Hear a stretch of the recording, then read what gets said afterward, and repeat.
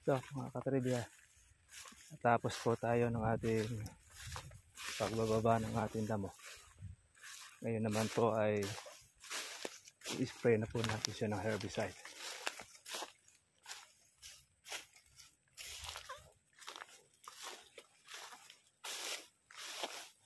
Ang ating bago.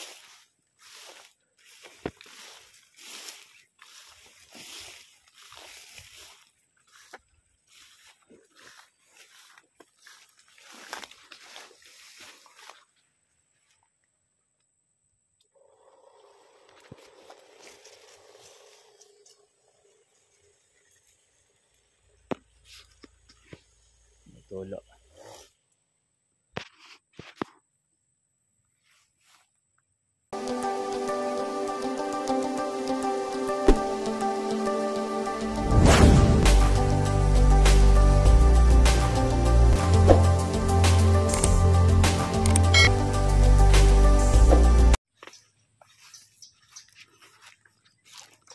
Morning po sa inyo mga katribya at welcome po sa aking YouTube channel. Update lang po natin itong ating nililinisang kalamansi. Ito na po, pati na po yung ating mga damo. Ayan, kakaroon na po ng liwanag o linaw yung ating nililinisan. So, ngayon ay mag-i-spray po tayo ng ating kalamansi. Yung nababa po nating damo, natin pong i-sprayin.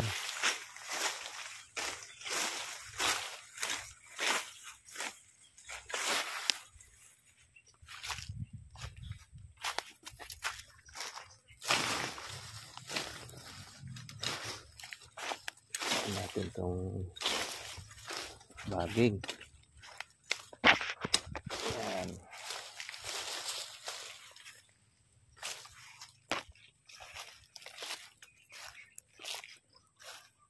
Dami po mga maliliit na bunga nito. Pang October natin. Ayan. Yung gasaresa. Yung ating herbicide. Yung ating ibinabang damo, patay na rin siya. Tingnan niya mga katribya. Dami pong mga bukong mga maliliit. Ayan. Hindi natin ito lilinisan wala po tayong anihin. Kaya yun naman po ang ating ibinababa mga ka-farmers. Siya naman po nating ini-spray na. Kahapon napakalakas po ng ulan. Kaya ang ganda po ng biyaya ng ulan na nakuha po natin. Kaya naman po yung ating kalamansi. Ayan masigla na po sila. Masaya na. Kita ninyo, konti na lang po yung ating nililinisan. Siguro nasa 1/4 na lang yung ating ibababa pong baging yung ating binababang damo. Yung ating na-spray na unti-unti na po siya ngayon namamatay.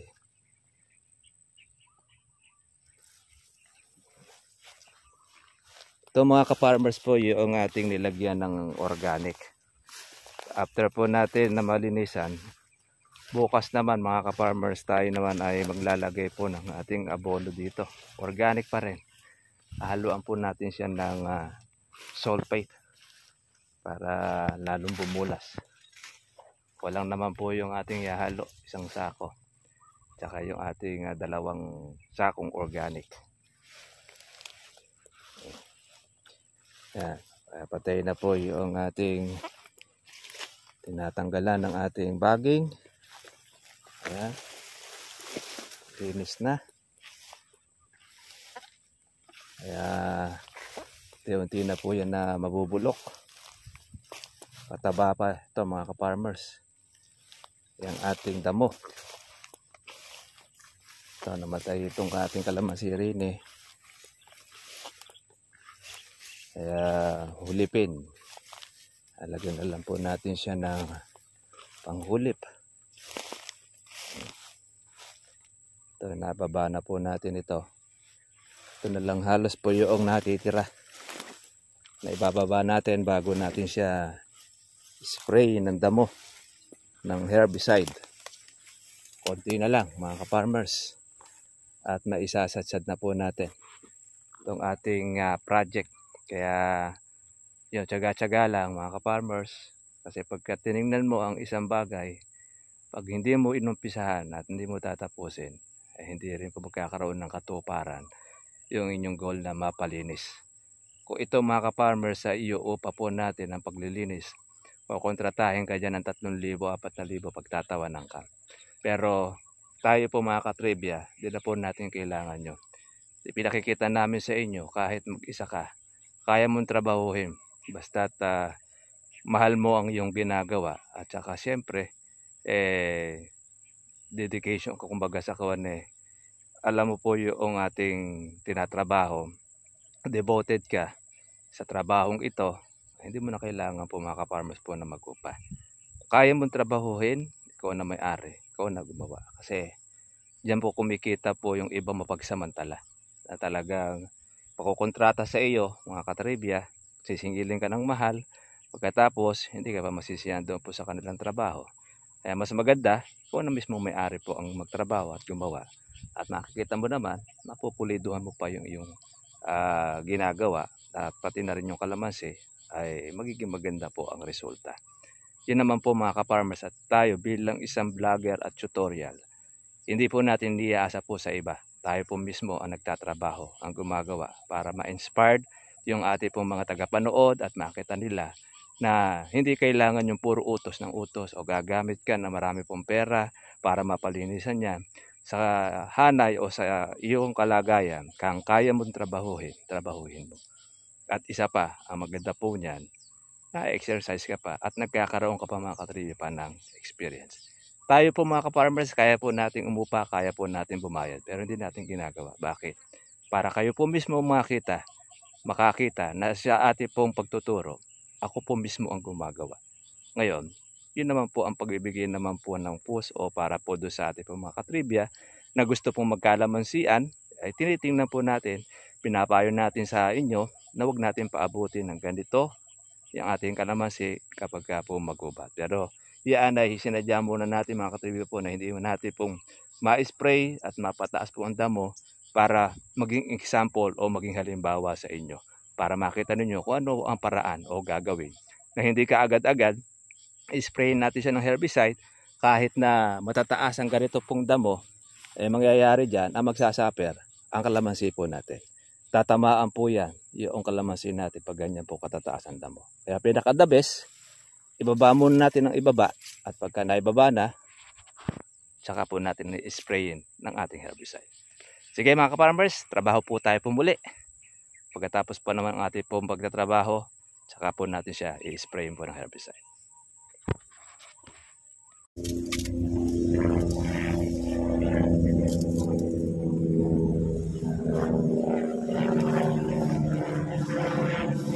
Ganda na po mga katribya ang spray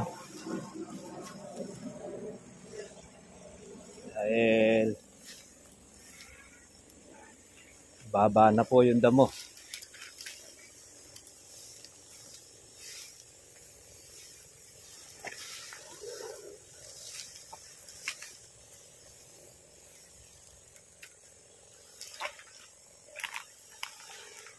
Ang maganda magiging patay nito mga katribya, kaganyang mababa po siya, kasi pati katawan nyo mababasa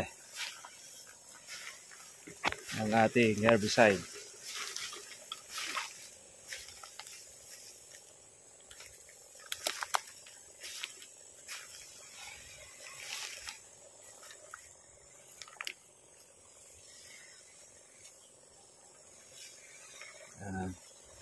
Tapos din tayo.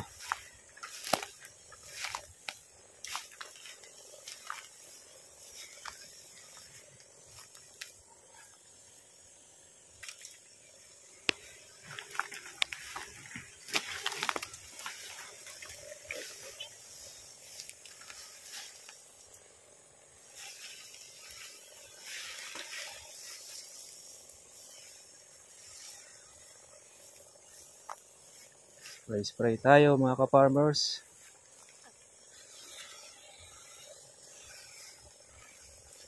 Ating damo.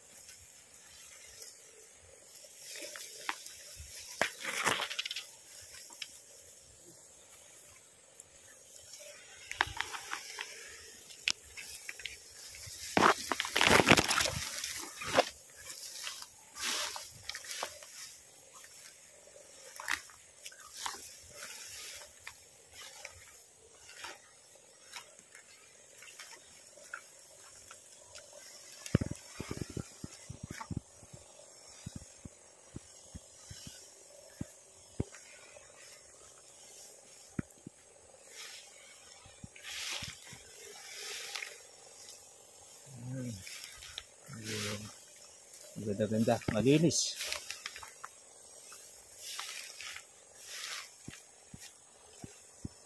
Ating kalamansi.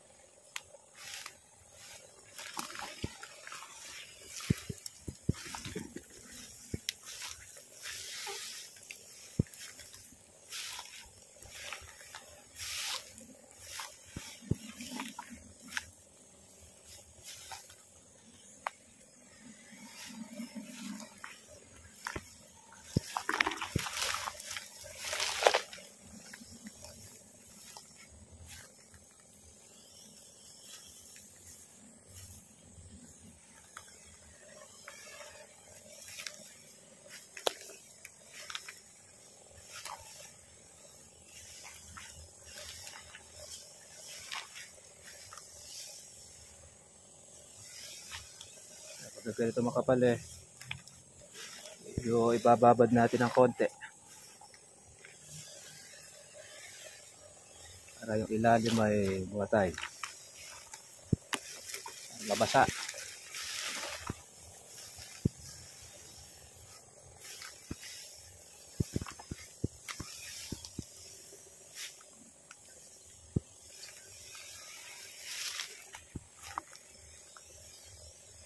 Daming dapurak punta sa damo.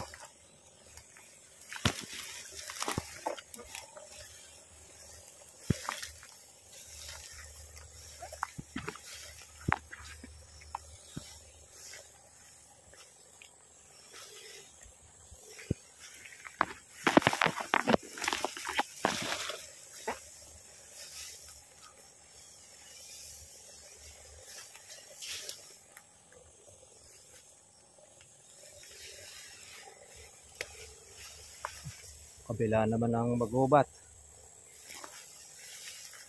Sa atin okay na. Linis na ang ating kalamansian.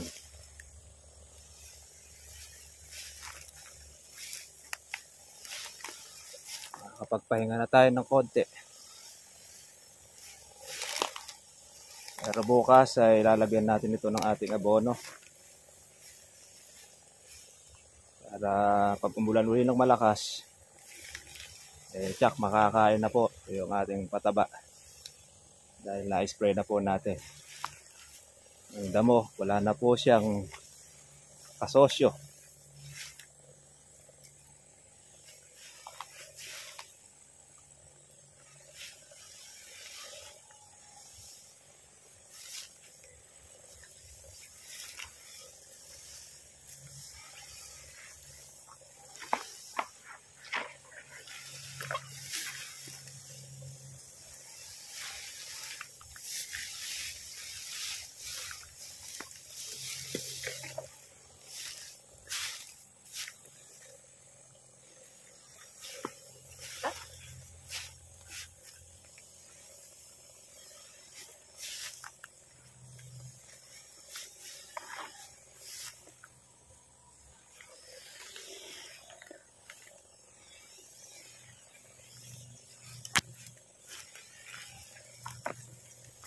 daming sokal.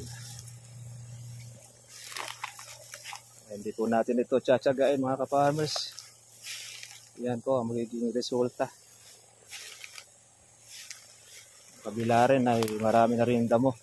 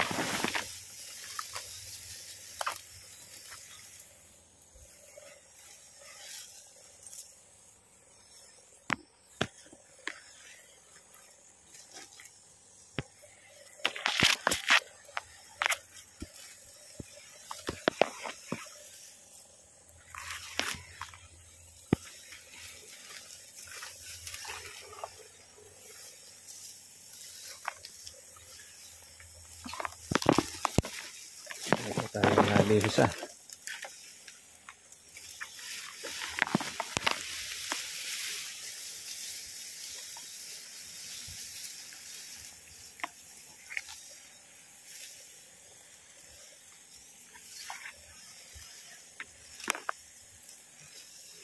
Ganyan po kasukal pagka po hindi natin nilinis.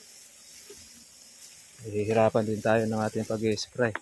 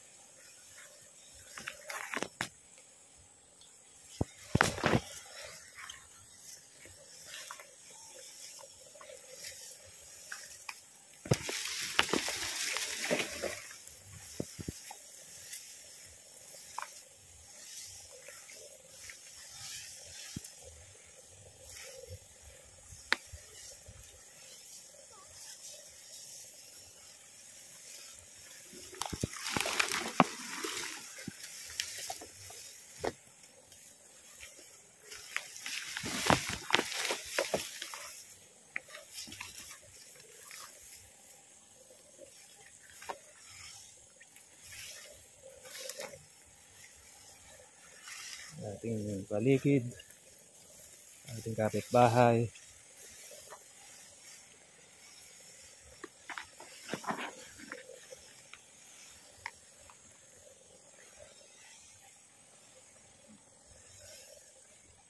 Sige mga katribya, kita-kita po tayo po bukas para sa susunod po natin vlog. God bless po sa inyong lahat. At natapos na tayo rito sa ating pong isa pong project, ang offline linis sa ating bakuran. God bless po sa inyo mga katribya.